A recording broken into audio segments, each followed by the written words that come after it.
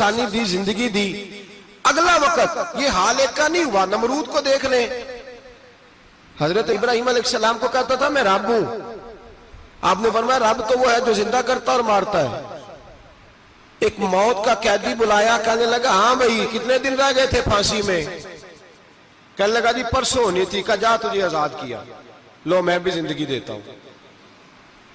एक बेगुनाह आदमी को पकड़ के कत्ल कर दिया, कहता मैं भी मारता हूं। हजरत इब्राहिम अलैहिस्सलाम कहने लगे तू तो बेवकूफों जैसी दलीलें दे रहा है, चल इस तरह कर, मेरा रब सूरज मशरक से निकालता है, तू अगर रब है तो मगरिब से निकाल के दिखा। अब दलील का जवाब कोई नहीं था तो कहने लगा पकड़ो और आग में डाल दो। अल्लाह के नबी को आग में डालने वाला, यहां एक मच्छर बैठा है, 400 साल हुकूमत की और खुदाई का दावा किया। यहां मच्छर बैठा था, छींक आई तो मच्छर अंदर चला गया।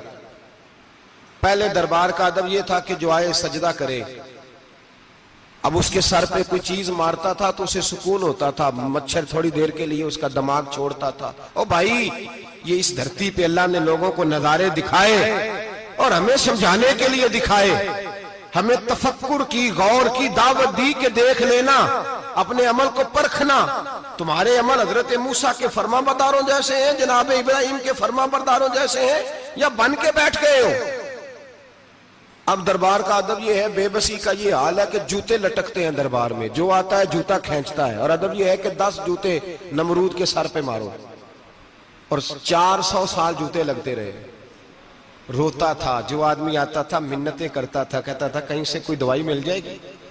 पागलों जैसी जिंदगी गुजारी, पागलों जैसी सख्त। वो तो हिसाब, वकूए कयामत तो हिसाब होगा ही। यहां लोग पागल होके मरते हैं, माज़अल्लाह, नफ्सियाती मरीज होके मरते हैं। यहां आखिरी वक्त इतना सख्त आता है कि दुनिया मौत की दुआएं मांगती है। मेरे भाई, जब इंसान जुल्म करता है तो भूल जाता है कि शायद मुझे पूछेगा कोई नहीं। जब वो ज्यादती करता है तो भूल जाता है। जब वो किसी का हक खाता है तो वो कहता है शायद इसका तो वारिस ही कोई नहीं जिसको मैं लूट रहा हूं। लेकिन जब अल्लाह की पकड़ आती है, हज्जाज बिन यूसुफ जालिम था, उसने अच्छे अच्छे काम भी किए थे। कुरान पाक पर जेरे ज़बरे आराब हज्जाज बिन यूसुफ ने लगवाया। मोहम्मद बिन कासिम को हिंदुस्तान सिंध के इलाके फतह करने भी हज्जाज बिन यूसुफ ने भेजा था। सारी खूबियां अपनी जगह पर, जालिम बहुत बड़ा था। किसी आदमी ने उसके सामने कोने की तरफ मुंह करके साथ वाले से बात कर ली तो कहने लगा मेरे खिलाफ किया, इसको ले जाओ, 2 टुकड़े करके वापस ले आओ। तूती बोलता है ना इक्तदार, जब किसी के हाथ इक्तदार होता है ना, वो चाहे एक घर का क्यों ना हो, वो 10 बंदे फैक्ट्री में काम करते हो और जो उनका मालिक होता है वो कहता मैं मालिक हूं, मुझे मानो। जब तू साहिब इक्तदार होता है ना, जब तू सुसर बन के बैठता है और किसी गरीब घर की बहू आती है 2-4, तो कहता मेरा इक्तदार होना चाहिए। जब मैं खांसने लगूं तो हर आदमी के हाथ में टिश्यू पेपर होना चाहिए। जब मैं बोलने लगूं तो बंधे हुए हाथों से हर आदमी जी जी करता हुआ खड़ा होना चाहिए। जिस आदमी का, और ये काम बहू भी करती है कई दफा, वो भी कहती है कि तुम्हें पता नहीं मैं कितना लंबा थोड़ा जहेज लेके आई हूं। जब मैं सोने के लिए अपने बेडरूम में जाऊं तो खबरदार, बूढ़े बाबे को इजाजत नहीं कि वो खांसे। अम्मा को चाहिए कि अगर उसको बड़ी सख्त प्यास भी लगी है तो मेरे सोते सोते बावर्ची खाने में बर्तन ना खटखटाए। जो जहां भी जिस स्टेज पे भी बैठता है वो कहता है कोई नहीं मुझे पूछने वाला, मैं मुतलकुल इनान हूं। जवान बूढ़ों का मजाक उड़ाते हैं, समझते हैं शायद कभी बूढ़े नहीं होना, मजाक उड़ाते हैं। तंदुरुस्त लोग बीमारों का मजाक उड़ाते हैं, शायद कभी बीमार नहीं होना। हज्जाज बिन यूसुफ जालिम था, जुल्म करता था, ज्यादती करता था। हजरत सईद बिन जुबैर एक ताबी बुजुर्ग थे, इतने बड़े बुजुर्ग थे कि सारी रात नमाज पढ़ते थे, सारा साल रोजा रखते थे। एक दिन उन्होंने मिंबर पे बैठ के कहा कि हज्जाज जुल्म से बाज आ जाए वरना अल्लाह की लाठी बड़ी बेआवाज है। अल्लाह की लाठी, इसका क्या मतलब होता है? इसका मतलब है जब रब की लाठी चलती है तो उसकी आवाज जी, उसका पहले कोई पैगाम, वो पहले ऐलान नहीं करता कि तगड़े हो जाओ लाठी चलने लगी है। लाठी चलती है पर उसकी आवाज, समझ आ रही है मेरी बात की? जुमातुल विदा के लिए तशरीफ लाने वाले आवाम खास गौर फरमाइएगा।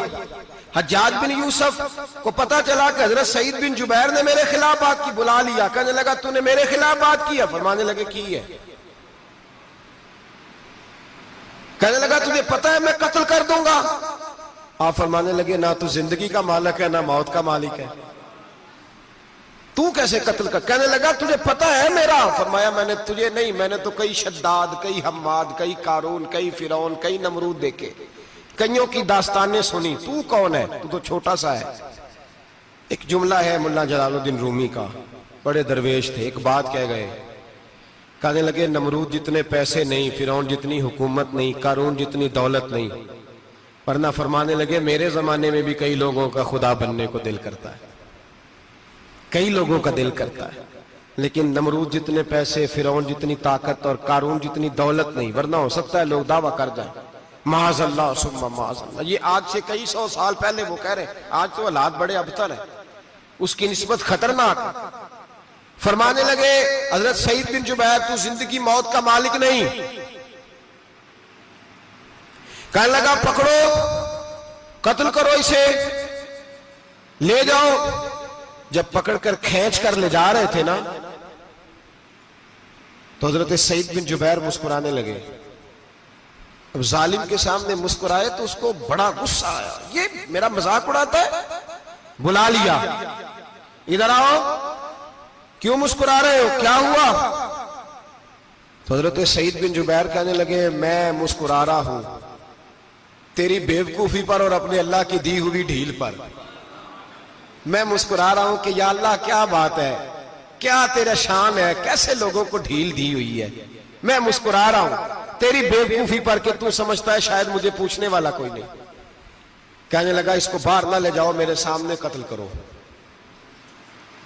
ठीक है जी, कत्ल करने लगे तो हजरत सईद बिन जुबैर ने मुंह काबे की जानिब कर लिया। इन्नी वज्जहतु वजही लिल्लज़ी फतरा अस्समावाति वल अर्द हनीफम वमा अना मिनल मुशरिकीन।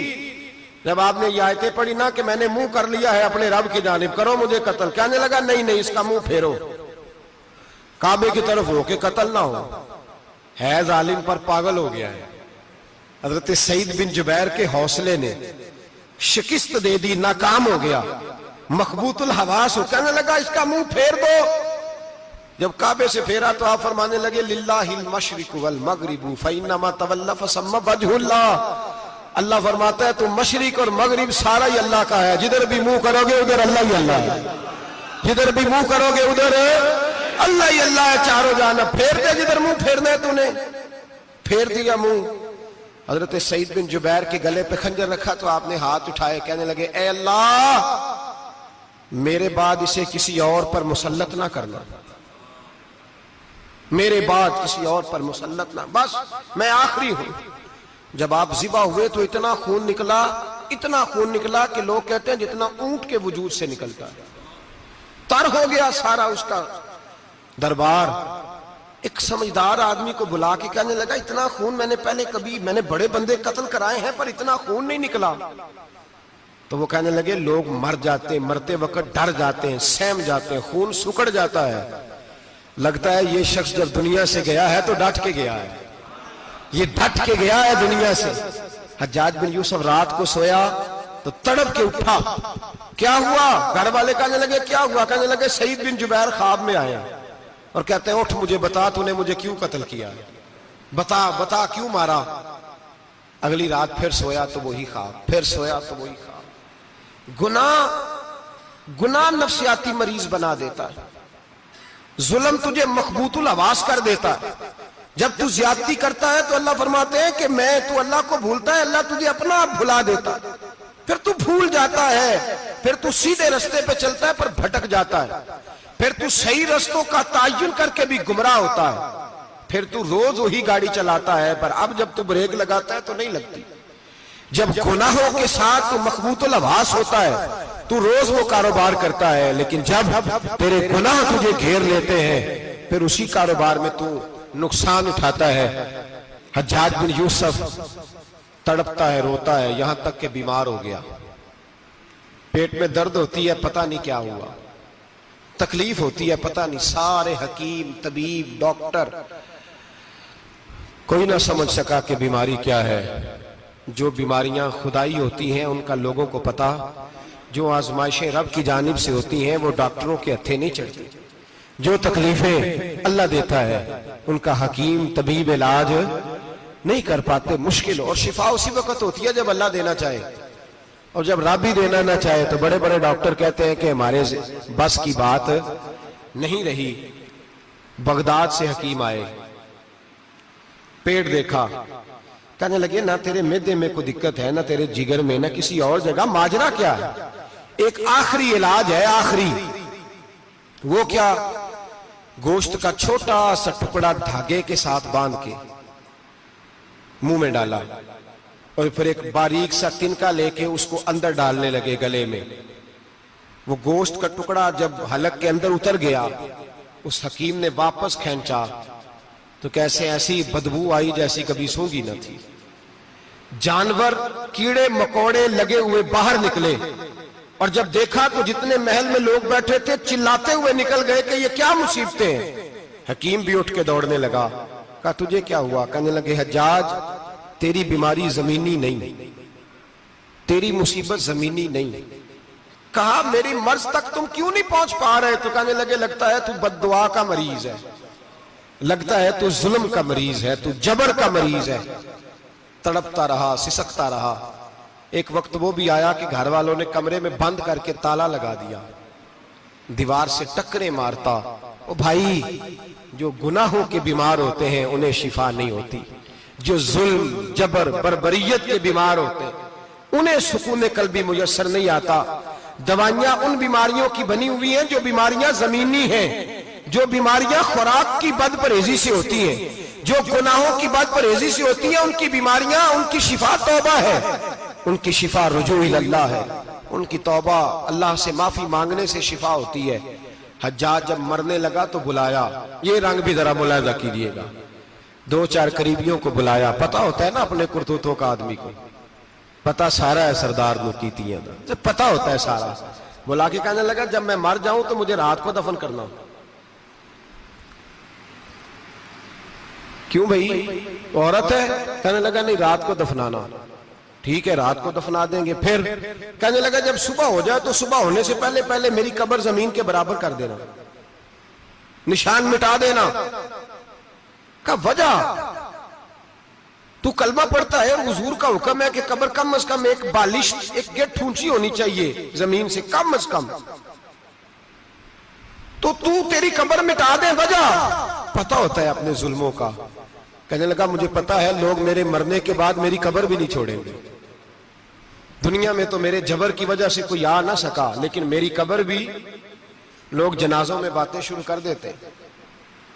जनाजों में मैंने ऐसी भी दास्तानें सुनी है कि कोई मरा तो लोग जूतों का हार कब्र पे डाल आए। नहीं भाई, तू जब जिंदा था तो तेरे जबर जुल्म की वजह से नहीं को बोल सका। एक तो है कयामत में हिसाब होगा, यहां दुनिया में हिसाब होने लगता। इतनी इतनी लंबी जुबानें लोगों की लटक कर मरते वक्त बाहर निकल आती हैं। दुआ करें, जुमा है, अल्लाह ताला ईमान की मौत अता फरमाए। दुआ फरमाए रब ताला, अल्लाह तबारक व तआला तौबा करके जाने की तौफीक अता फरमाए। जागे जागे और सुने और दुआ करे, ए अल्लाह तू हमें जुल्म से वैसे ही महफूज फरमा। अगर हम ज्यादती करने लगे तो अल्लाह हमें उससे मना फरमा, हमें उससे तू ये तौफीक दे कि हम बाज आ जाए उस गुनाह से। मेरे भाई, एक तो दुनिया में सजा है, फिर कयामत की सजा है, और वो ज्यादा सख्त है।